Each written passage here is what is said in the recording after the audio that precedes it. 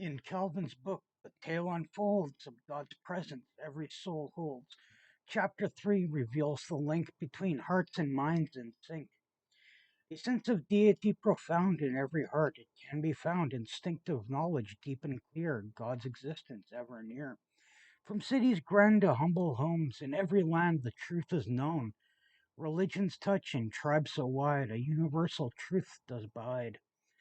Idolatry, though misconstrued, speaks of a higher power pursued. A paradox it may appear, a deity's presence ever near. This knowledge inherent does reside within each heart, God does confide. A silent witness deep within, a sense of God from where we begin. Calvin's Wisdom, Chapter 3, imparts the link between our souls and hearts. The sense of God, a constant guide, in every land it does abide. Welcome back to my Fortress of Theology. I'm Jonathan, the Cage Stage Crusader, and I'm on a pilgrimage through the Institutes of the Christian Religion. Today I begin Chapter 3 of Book 1. Let's begin. Institutes of the Christian Religion by John Calvin is a foundational work of Protestant theology. It seeks to provide a comprehensive and systematic understanding of Christian beliefs. In Book 1, Chapter 3, Calvin explores the concept of knowledge of God, focusing on the innate awareness of God's existence that he believes is embedded within the human mind. Calvin's argument in this chapter revolves around the idea that every person possesses a natural instinct or innate sense of the divine. He asserts that this awareness of God is indelible, undeniable, given that it is a gift directly bestowed by God himself. He contends that God is ingrained within all individuals, a basic understanding of his existence, often referred to as the sensus divinitatis, or sense of divinity. Calvin maintains that this knowledge of God is unshakable and self evident, existing beyond cultural, societal, or educational influences. To support his argument, Calvin draws from a variety of sources.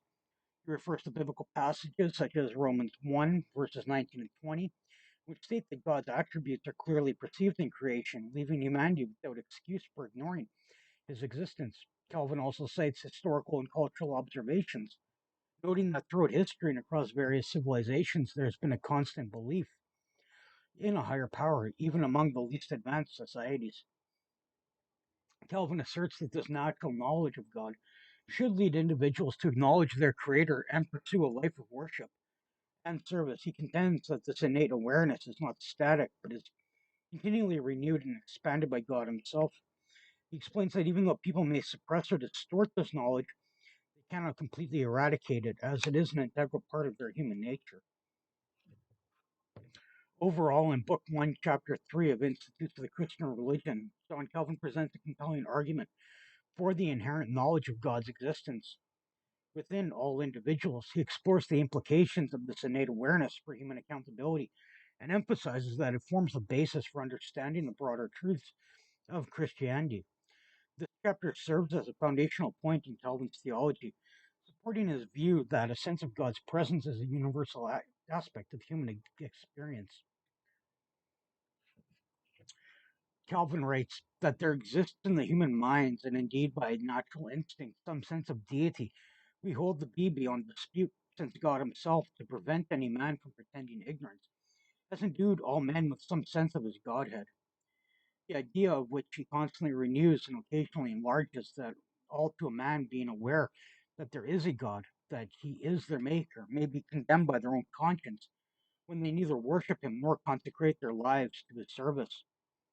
Certainly, if there is any quarter where it may be supposed that God is unknown, the most likely for such an instance to exist is among the dullest tribes farthest removed from civilization. But as a heathen tells us, there is no nation so barbarous, no race so brutish as not to be imbued with the conviction that there is a God. Even those who, in other respects, seem to differ least from the lower animals, constantly retain some sense of religion, so thoroughly as this common conviction possessed the mind, so firmly is it stamped on the breasts of all men. Since then, there never has been, from the very first, any quarter of the globe, any city, any household even, without religion. This amounts to a tacit confession that a sense of deity is inscribed on every heart. Nay, even idolatry is ample evidence of this fact. For we know how reluctant man is to lower himself in order to set other creatures above him. Therefore, when he chooses to worship wood and stone rather than be thought to have no God, it is evident how very strong this impression of deity must be, since it is more difficult to obliterate it from the mind of man than to break down the feelings of his nature. These certainly being broken down when in opposition to his natural haughtiness. He spontaneously humbles himself before the meanest object, an act of reverence to God. We can see that Calvin makes 11 points in this section. 1. There exists in human minds a sense of deity by a natural instinct. 2. This belief is undisputed because God has endowed all humans with an idea of his Godhead, and that God constantly renews and occasionally expands this memory. 3. The purpose for all people to know that there is a God and that he is their maker. 4. People are accountable through their own conscience when they fail to worship God or dedicate their lives to his service. 5. Even in the least civilized and most remote tribes, the belief of God is evident. 6. Every nation and race, even though seemingly advanced, possesses a sense of religion. 7. This common conviction is deeply ingrained in the minds of all people. 8. Religion is present everywhere across the globe in cities, households, and nations. 9. The presence of religion is a silent acknowledgement that a sense of deity is written on every heart. 10. Idolatry itself is evidence of the strong impression of a deity within people, and that people are reluctant to degrade themselves by worshiping other creatures, but do so to avoid denying the existence of God. 11. The strong impression of deity is more strongly ingrained in human minds than breaking their inherent feelings. Now let's break down and seek an understanding of each point made. Point 1. There exists in the human mind a sense of deity by natural instinct. John Calvin's argument about the existence of a sense of deity in human minds by natural instinct essentially suggests that people have an inherent awareness or intuition about the presence of a higher power or God. It's like an inborn understanding that there's something greater than ourselves at play in the world.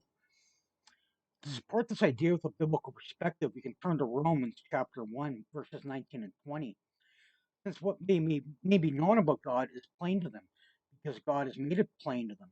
For since the creation of the world, God's invisible qualities, his eternal power and divine nature, have been clearly seen, being understood from what has been made, so that people are without excuse.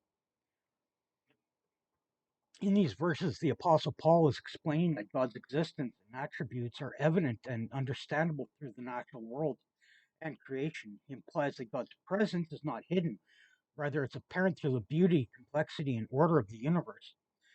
This implies that people, through their observation of the world around them, can come to a basic understanding of the existence and nature of God. It's as if the very fabric of creation speaks to them about the divine reality. Calvin's point aligns with Paul's message in these verses. Calvin is essentially saying that this intuitive awareness of a higher power is something that's part of our human nature. It's not solely a result of formal religious instruction. Just as we naturally recognize the existence of the physical world around us, we also possess an inherent sense that there's a spiritual realm or a greater being guiding it. The second point made, God constantly renews and occasionally expands his memory.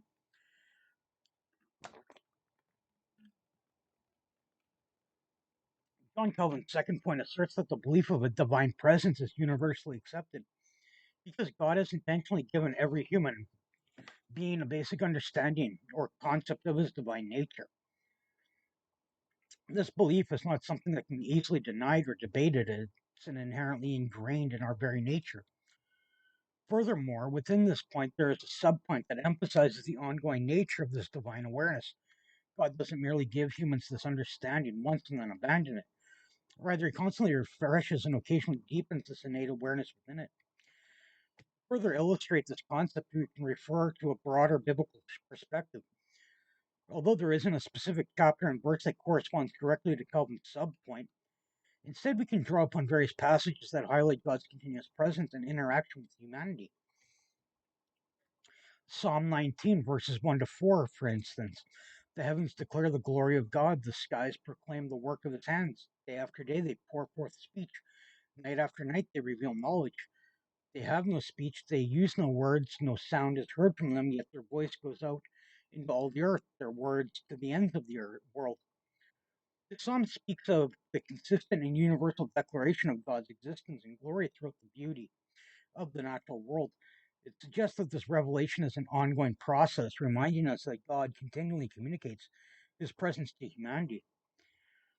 In Acts 14, verse 17, yet he has not left himself without testimony. He has shown kindness by giving you rain from heaven and crops in their seasons.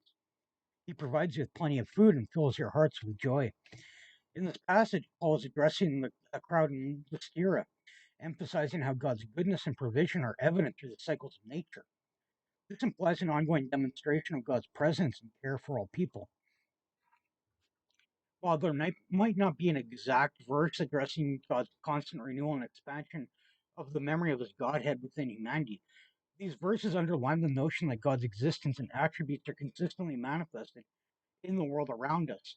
This aligns with Calvin's idea that God doesn't merely instill an initial awareness, but continues to affirm and deepen our understanding of his divine nature.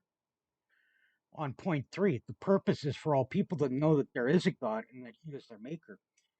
Calvin's third point emphasizes the purpose behind the inherent sense of divine presence within every human being. This purpose is to ensure that all individuals have a fundamental understanding that there is indeed a God, and furthermore, that this God is the creator of all things, including themselves. We can support this point with a biblical context when we turn to Acts 17, verses 26 to 28. From one man he made all the nations, that they should inhabit the whole earth, and he marked out their appointed times in history, the boundaries of their lands. God did this so that they would seek him and perhaps reach out for him and find him, though he is not far from any one of us. For in him we live and move and have our being, as some of your own poets have said, we are his offspring. In these verses, Paul is addressing the people of Athens and explaining that God created all nations and established all their times and places so that they might seek him and ultimately find him. This passage underscores the idea that the awareness of God's existence and role as creator is meant to prompt people to seek a relationship with him. Additionally, Psalm 100, verse 3 provides further insight into the concept of God as our maker. Psalm 100, verse 3, know that the Lord is God. It is he who made us, and we are his people, the sheep of his pasture. This verse emphasizes the understanding that the Lord is the one who made us, and we belong to him. It reaffirms the idea that recognizing God as our maker is a key aspect of our understanding of him. Calvin's point aligns with the biblical notion that the inherent sense of a divine presence within us serves the purpose of guiding us to acknowledge God's existence and recognize him as our creator. This understanding prompts us to seek a deeper relationship with him. On to point 4, people are accountable through their own conscience when they fail to worship God or dedicate their lives to his service. Calvin's fourth point highlights the accountability that people have based on their own conscience when they neglect to worship God or devote their lives to his service. In other words, there is an internal moral compass within each individual that holds them responsible for their actions or lack thereof in relation to acknowledging and serving God. To support this point of the biblical text, we can turn to Romans 2, verses 14 through 16. Indeed, when Gentiles who do not have the law do by nature things required by the law, they are a law for themselves, even though they do not have the law. They show that the requirements of the law are written on their hearts, their conscience also bearing witness, and their thoughts sometimes accusing them, and at other times even defending them. This will take place on the day when God judges people's secrets through Jesus Christ, as my gospel declares. In these verses, Paul is explaining that even those who do not have the specific laws given to the Israelites still have a sense of moral standards ingrained in their hearts. Their consciences serve as a witness to what is right and wrong. This implies that people are accountable based on the knowledge they possess within themselves, and this includes their understanding of God's existence and the call to worship and serve him. Moreover, in Romans 1, verse 20, which we mentioned earlier, also supports the idea of accountability through conscience. For since the creation of the world, God's invisible qualities, his eternal power and divine nature, have been clearly seen, being understood from what has been made, so that people are without excuse. This verse reinforces the notion that people have a responsibility to acknowledge God's existence and attributes because these things are evident through the world around them. Their failure to do so leaves them without excuse. In essence, Calvin's point aligns with the concept that every individual is accountable through their own conscience, which carries an inherent understanding of God's presence and the obligation to worship and serve Him. This accountability is rooted in the internal knowledge of right and wrong that God has placed within each person. Even the least civilized, point five, even the least civilized and most remote tribes, the belief in God is evident. Calvin's fifth point underscores the idea that even in the most underdeveloped and isolated human communities, there is a recognizable belief in the existence of a higher power or God. This belief is not limited to advanced civilizations, but is a universal and inherent aspect of human understanding. To support this point in biblical context, we can refer to Acts 14, verses 15 and 17. Friends, why are you doing this? We are only human like you. We are bringing you good news, telling you to turn from these worthless things to the living God, who made the heavens and the earth and the sea and everything in them. In the past, he let all nations go their own way, yet he has not left himself without testimony. He has shown kindness by giving you rain from heaven and crops in their seasons. He provides you with plenty of food and fills your hearts with joy. In this passage, Paul and Barnabas are addressing a crowd in Lysteria. They emphasize that God has not left himself without testimony, even among nations that were not directly exposed to the message of Christ.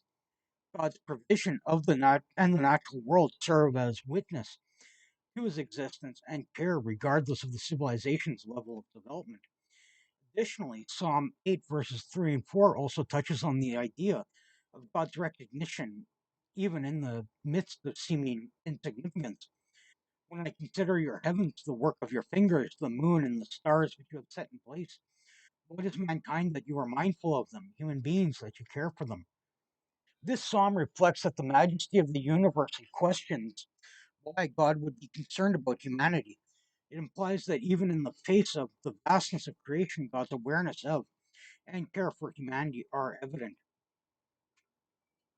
Calvin's, Calvin's point aligns with the biblical message that the belief in a higher power or God is present even in the most remote and primitive societies.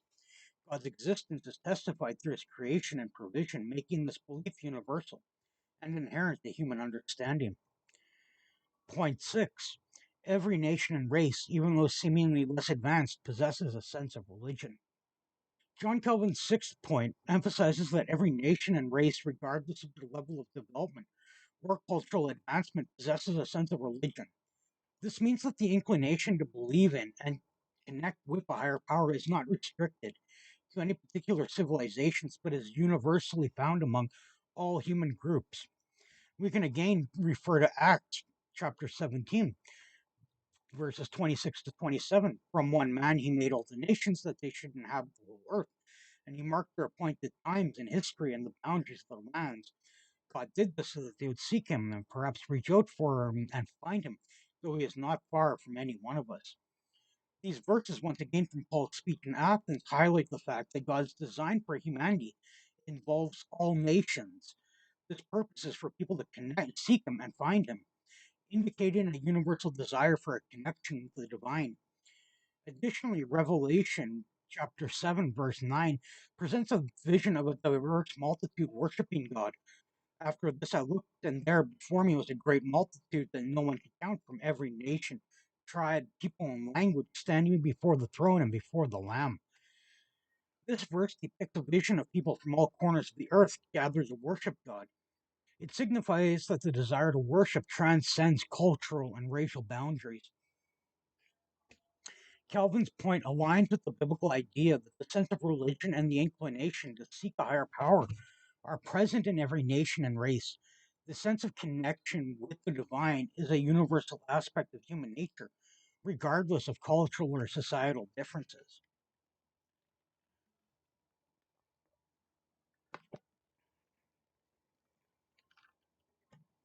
Point 7. This common conviction is deeply ingrained in the minds of all people.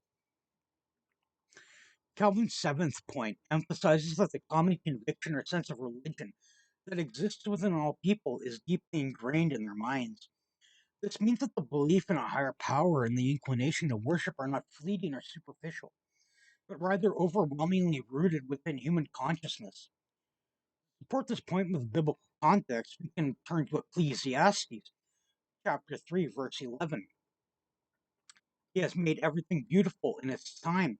He has also set eternity in the human heart, yet no one can fathom what God has done from beginning to end. In this verse, it's suggested by Solomon that God has placed a sense of eternity, or a longing for something beyond the material world within human hearts. This point points to a deep seated nature for our desire for a connection with the divine. Furthermore, going back to Romans chapter 2, which was mentioned earlier, it supports the idea of the intrinsic understanding of moral standards. Romans 2 14 15. Indeed, when Gentiles who do not have the law do by nature things required by the law, they are a law for themselves, even though they do not have the law. They show that the requirements of the law are written on their hearts, their consciences also bearing witness, and their thoughts sometimes accusing them, or at other times even defending them. These verses emphasize that the requirements of moral law are written on human hearts, indicating a deep seated understanding of right and wrong.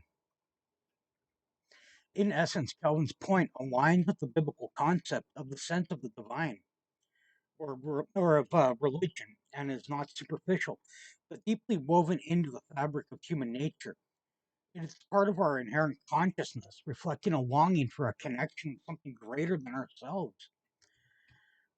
Point 8. Religion is present everywhere across the globe in cities, households, and nations.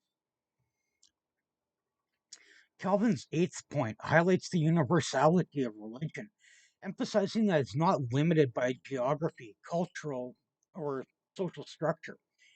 Religion, or the recognition of a higher power, is present everywhere, whether in cities, households, or entire nations.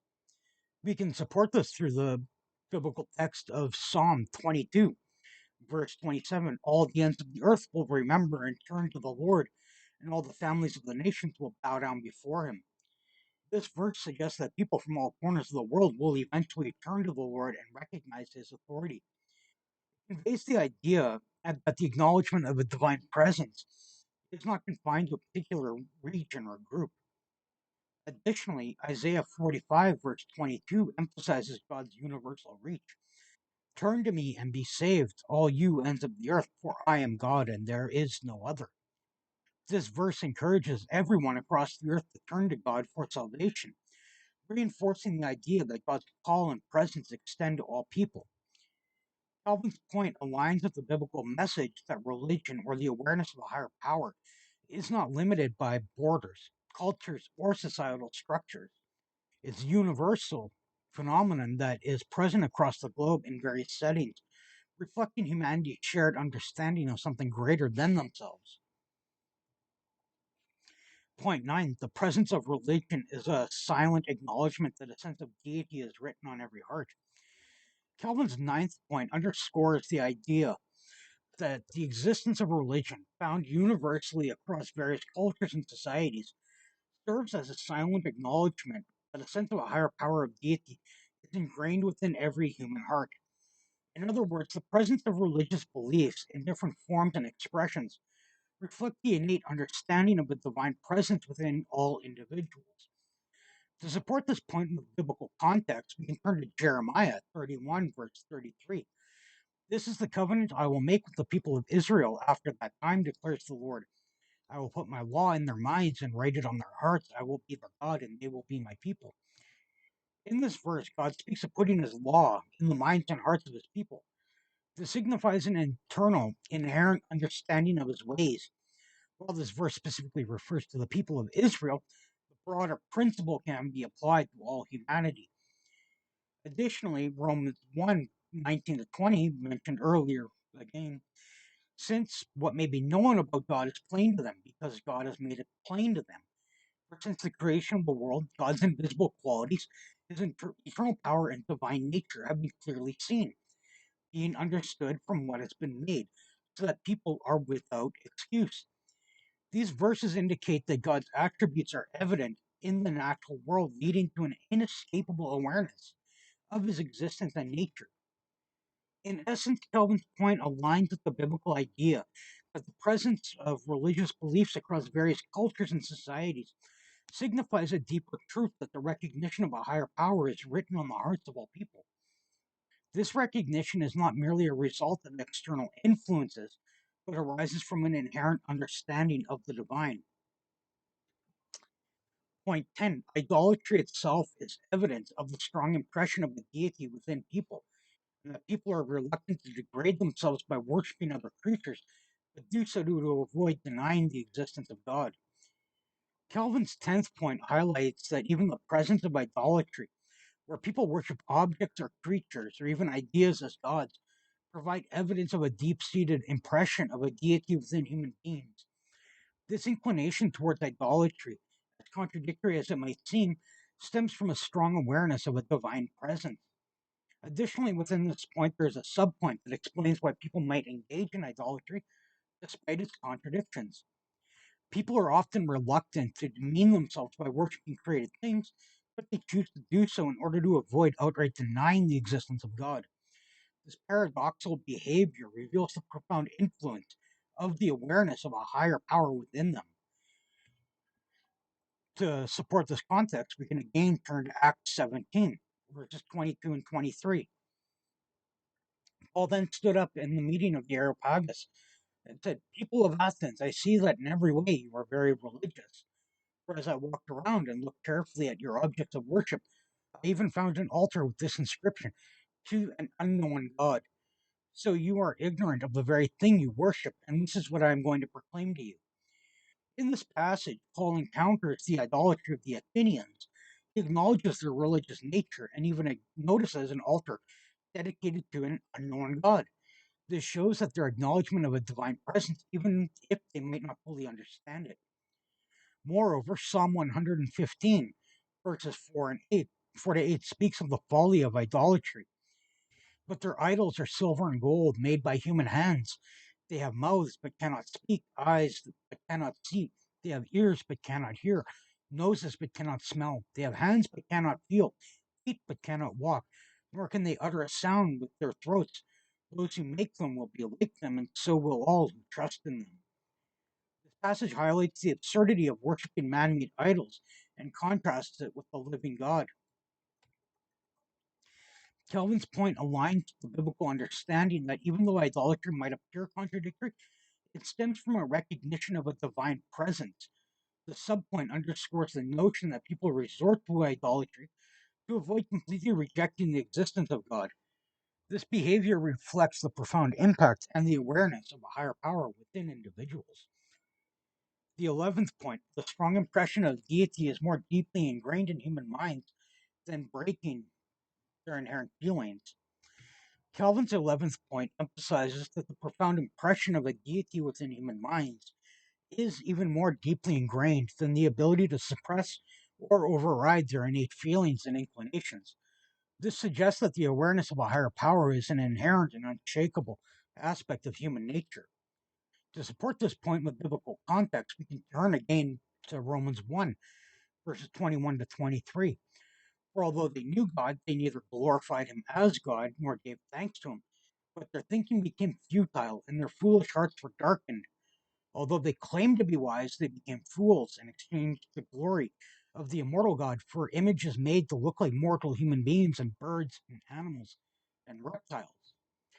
In these verses, Paul describes how people, despite their knowledge of God, can suppress that knowledge and exchange it for idolatry. This passage suggests that while people can choose or to ignore or distort their understanding of God, the awareness of a higher power is still deeply rooted within them. Additionally, Psalm 19, verses 1 to 4, speaks of the heavens declaring God's glory. The heavens declare the glory of God, the skies proclaim the work of his hands. Day after day they pour forth speech, night after night they reveal knowledge. They have no speech, they use no words, no sound is heard from them, yet their voice goes out into all the earth, their words to the ends of the world. This passage signifies that God's existence is continually proclaimed through the natural world, suggesting an unceasing and inherent revelation. In essence, Calvin's point aligns with the biblical concept that the awareness of a higher power is deeply woven into human nature. Even if people choose to suppress or distort this awareness, it remains an enduring and foundational aspect of their understanding. In Calvin's work, we find a theme. Book 1, Chapter 3, a vibrant dream. Knowledge of God and self unite, a truth that shines with brilliant light. Self knowledge blooms a starting seed. To know oneself, we're gently led. But Calvin's words reveal the key, the link to God's divinity. Like psalmists saw, we too must see our place neath God's grand tapestry. With humble hearts we find our space and grasp the depths of God's embrace. For self awareness incomplete without God's touch is not replete. Recognizing our Creator's hand in self and all we understand. A dance of truth, a symphony in chapter 3, a melody. Calvin guides with wisdom's art where God and self shall never part. Until next time, continue to follow Jesus, who is the way.